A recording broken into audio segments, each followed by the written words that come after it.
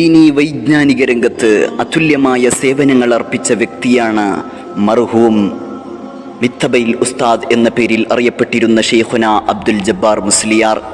വിവിധ വിഷയങ്ങളിൽ തൻ്റെ വൈജ്ഞാനിക സമ്പത്ത് കൊണ്ടും വിനയം നിറഞ്ഞ പെരുമാറ്റ രീതികൾ കൊണ്ടുമെല്ലാം ഏവർക്കും മാതൃകായോഗ്യമായിരുന്നു അവിടുത്തെ ജീവിതം.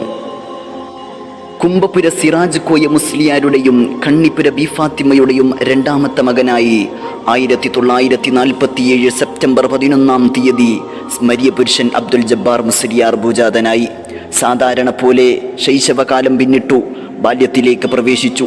ആ ബാലന്റെ ശ്രേഷ്ഠത ആദ്യം തിരിച്ചറിഞ്ഞത് ഉപ്പാപ്പയായ ബീച്ചിയക്കോയ മുസ്ലിയാരാണ്. ബാല്യകാലത്തെ ബാലപാഠങ്ങളായ ഖുർആൻ ഓതലും മറ്റുമൊക്കെ പിതാവ് സിറാജ് കോയ മുസ്ലിയാരുടെ അടുക്കലിൽ തന്നെയായിരുന്നു.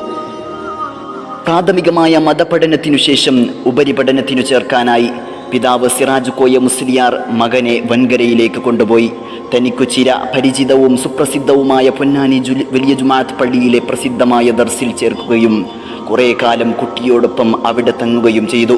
ഇക്കാലയളവിൽ സിറാജ് കോയ മുസ്ലിയാർ ചില കിതാബുകൾ അവിടെ ഓതുകയും ചെയ്തു. പൊന്നാനിയിലെ പഠനത്തിനു ശേഷം ദക്ഷിണേന്ത്യയിലെ തന്നെ ഏറ്റവും പ്രസിദ്ധമായ ബാഖിയാത്തു സ്വാലിഹാത്ത് അറബി കോളേജിൽ ചേർന്ന് ഉപരിപഠനം നടത്തി. തുടർന്ന് ദയൂബന്ദിലും ഉപരിപഠനം നിർവഹിച്ചു. മതപഠനം പൂർത്തീകരിച്ച് നാട്ടിൽ തിരിച്ചെത്തിയ അബ്ദുൽ ജബ്ബാർ മുസ്ലിയാരെ നാട്ടിലെ ജനങ്ങൾ വളരെ ഭക്തിയോടെയും ആദരവോടെയുമാണ് നോക്കിക്കണ്ടത്. അദ്ദേഹത്തിൻ്റെ ഉറുദികൾ കേൾക്കാൻ ആളുകൾ വളരെ ആവേശമായിരുന്നു.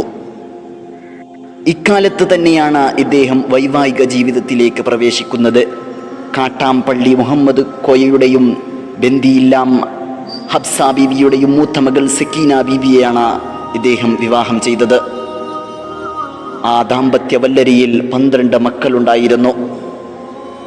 മതപഠനം വിജയകരമായി പൂർത്തിയാക്കിയ ശേഷം 1971 മിത്തബൈൽ എന്ന സ്ഥലത്ത് മുദരിസായി അദ്ദേഹം ജോലിയിൽ പ്രവേശിച്ചു.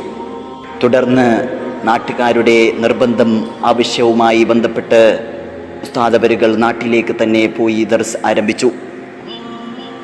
തുടർന്ന് അടിയാർ കണ്ണൂരിലെ പ്രസിദ്ധനായ മതപ്രബോധകനും പ്രഭാഷകനുമായിരുന്ന മുഹമ്മദ് ഹാജിയുടെ നിരന്തരമായുള്ള നിർബന്ധത്തിനു വഴങ്ങി അദ്ദേഹം മിത്തബൈൽ ഗ്രാമത്തിൽ വീണ്ടും തിരിച്ചെത്തി. മിത്തബൈൽ എന്ന കുഗ്രാമത്തെ ഗ്രാമവും പുരോഗതിയിലേക്കും പ്രകാശത്തിലേക്കും കുതിച്ചു.